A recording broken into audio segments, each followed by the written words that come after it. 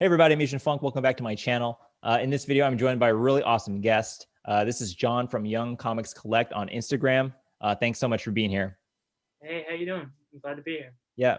So yeah, like I said earlier, man, I'm really excited to have you. Been wanting to talk to you for a while. I'm just kind of like really inspired by your comic book collection, and you're like one of the best sellers on Instagram. Thank you. I really appreciate that. Yeah. And I think we should just start off big. Let's talk about this. Yeah, my baby. Yeah. So just to give people some background, right? I actually, so John sold this to me, but it was kind of like a complicated, let's back up. So this is the Fantastic Four #1, right? We all know, but for those of you watching, this is the first appearance of the Fantastic Four, and it's a 0.5. It's missing a centerfold, but it's the sexiest 0.5 I've ever seen. What do you think, John? I remember first seeing this book at New York Comic Con in 2019, and that was back when I was like only there to look for books to buy. And it's one of the books that I bought, out of commission, to buy. But I held on to it for so long because I just couldn't let it go. And then someone finally came around and decided to take it off my wall. Yeah. And that's the thing, right? Like, I think I saw one of your sales on Instagram. I was like, oh man, this guy's got some pretty cool books. And then so I went through your feed and I just kept scrolling. I was like, oh man, the books keep getting better and better. And then I saw like you posted a picture of this book like 2 years ago, like a long time ago, right? It had to be like a year and a half ago, like before you messaged me. Yeah. And I was like, I wonder if he still has this book. So I messaged you and I said, hey man, you still have this? And you were like, yeah. And I was like, you want to sell it? And you were like, yep. And I was like, okay. But the crazy thing about this was I said I wanted to try and trade you some books for it, right? I don't know, you remember that? I traded a ton. Yeah. Okay, so let me, I have a list. Do you have the books? Okay, so let me see. So this is what I traded for this Fantastic Four #1, okay? For this book, I traded John over here an ASM 9, which is the first appearance of Electro, ASM 13, the first appearance of Mysterio. I missed that book. ASM 15, the first appearance of Craven. Ah, man. ASM 50, first appearance of Kingpin. You know what's funny? I'm not even like the biggest fan of that book, but for some reason, like now that I traded it away, I kind of miss it. It was an upgrade. All these books were upgrades for me because I had under copies, and I was really? Like, my ASM 15 was incomplete, and my 13 I got for like $50 at a comic book show. Beat to crap, but I had tape removal, everything. But getting these was a beautiful thing. Dude, it's it's crazy because I thought the copies I had were really bad. I thought they were super low, but I didn't realize that they were like compared to other people's copies, pretty good. Yeah, I started collecting ASM, 1 through 100, and I literally went for like 4 years ago, back when these books were like you can get them for nothing. Like I would get like the cheapest copies, like even back then, and I had like they were so ratty. So like getting those like and like going for them, I had before and after pictures. Like it was a big moment for me. And looking back, I wouldn't change the trade. No, me neither, man. Like I miss those books. Like it's kind of hard. And also, so that wasn't it. I also gave you Tomb of Dracula #10, first appearance of Blade. I gave you X-Men. I gave you X-Men 2, and I gave you this one right here. Yeah.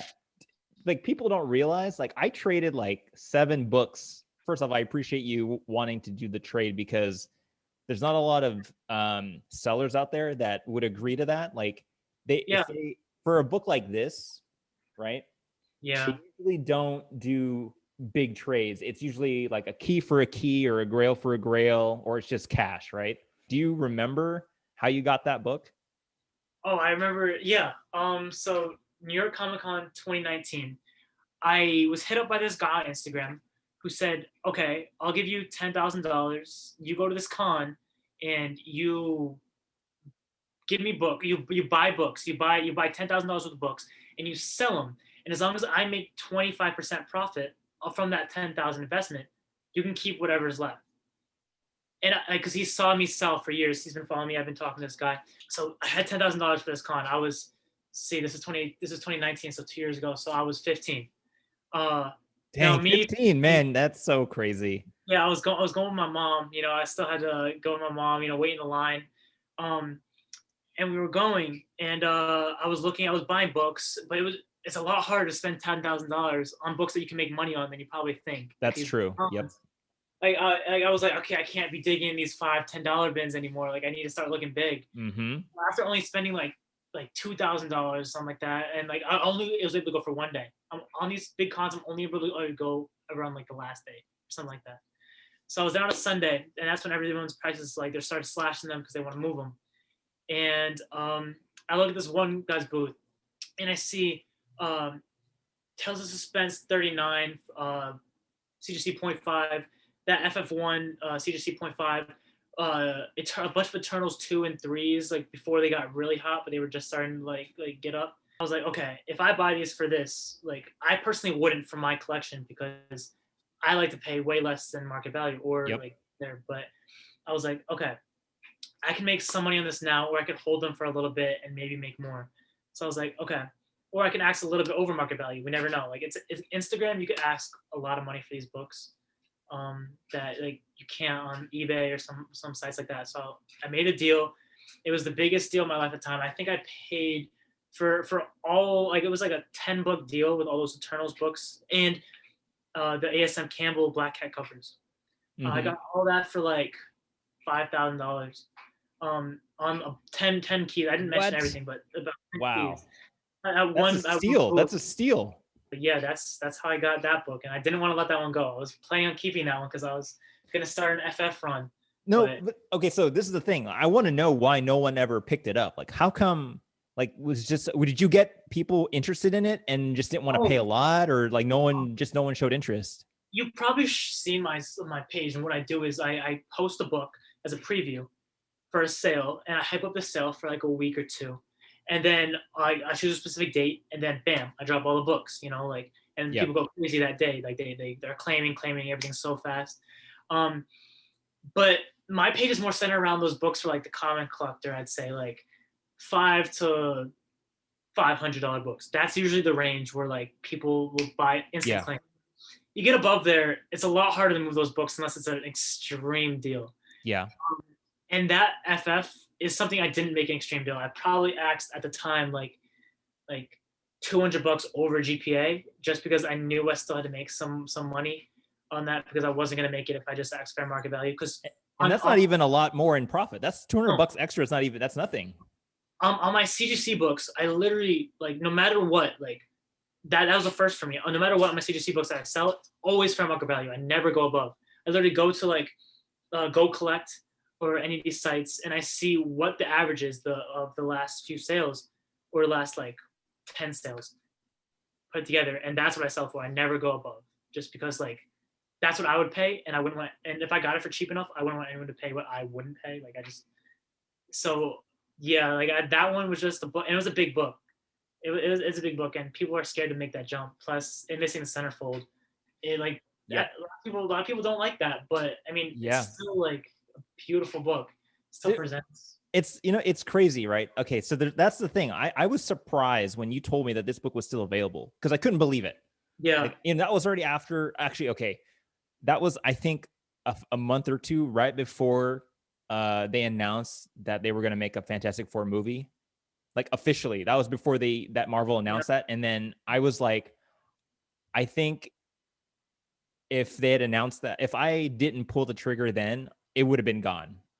I think people would have gone after it maybe, but I don't think they even knew it was even still with you. I don't even think people knew you still had it. It's so rare that because my books and my sales sell so quickly that it's so rare that I get people who actually go down and find like maybe one book that's left from the sale or something like that, and actually like DM me like 6 months later, a year later. Like I say once every like 3 months I might get that. Someone like actually do that, say like, oh, is this book still available? The only time I ever sell a book like that I know I want is if I get a better copy.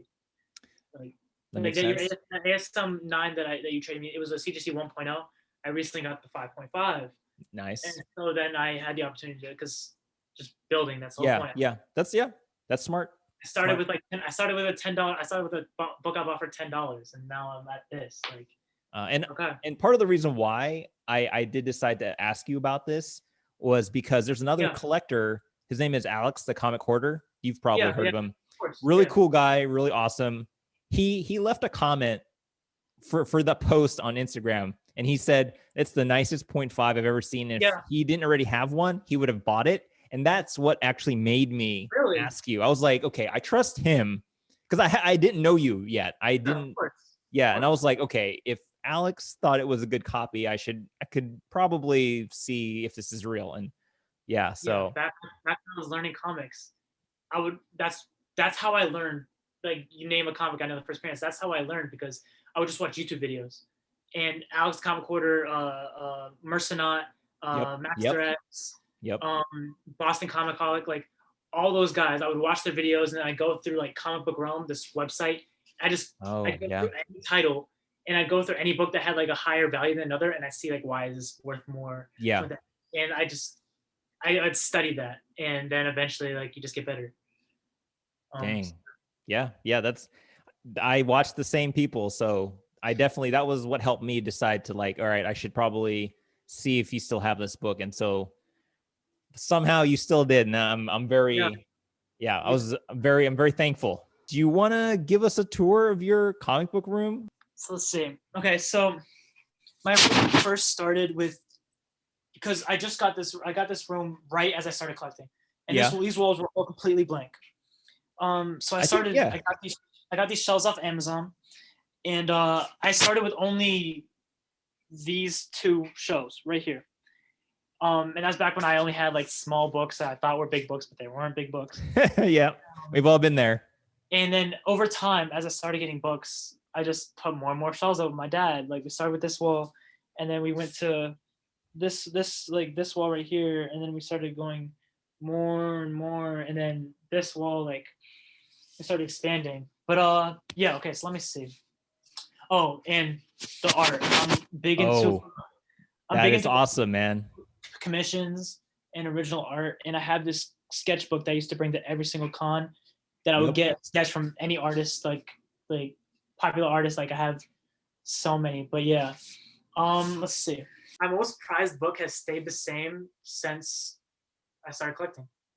And that is my copy of Action Comics 484. What? You just said that you're not even a big DC collector, but this is the first ever comic book I've ever bought, though. I got it at this vintage like emporium, like not a thrift store, but like it was at this like retail like consignment store. And I got it with my dad. Like, I was walking in, because me and my dad used to always go to these stores, look for Redline Hot Wheels, because my dad's a big Hot Wheels collector, vintage Hot Wheels.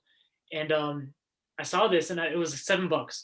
And I was like, oh my gosh, it's the marriage of Superman and Lois Lane. It has like a copy of Action Comics 1 there. It must be worth like a lot of money. Oh, that's funny. Yeah.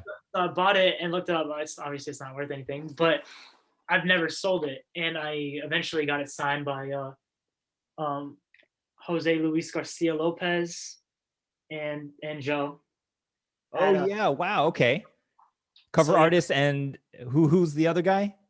Jose Luis Garcia Lopez. Yeah. Who's that? He's the cover artist. He's the cover artist. Okay. Yeah. But that's a book that I will never sell. I've always kept like it's worth the most to me. I have every book in my collection. Wow. Yeah. That is. I'm very surprised, and I'm very impressed. I like that. I like that a lot. I respect it. Thank you. Now the most valuable book in my collection. Yeah. That you were like monetary value, I guess. Yeah. Or like. I guess that fluctuates over time, huh? Yeah. I don't know. I forgot how much the X-Men 1 is going for these days. I don't know. Too much. That's for sure. Yeah. But still, it's always probably going to be the. Woo! I saw you post that, and I was like, "Damn, he got one." He got one.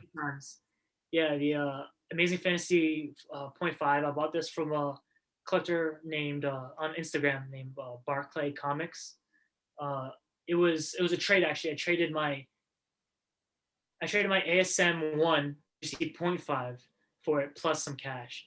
Oh And I man. got it, and it's a beauty.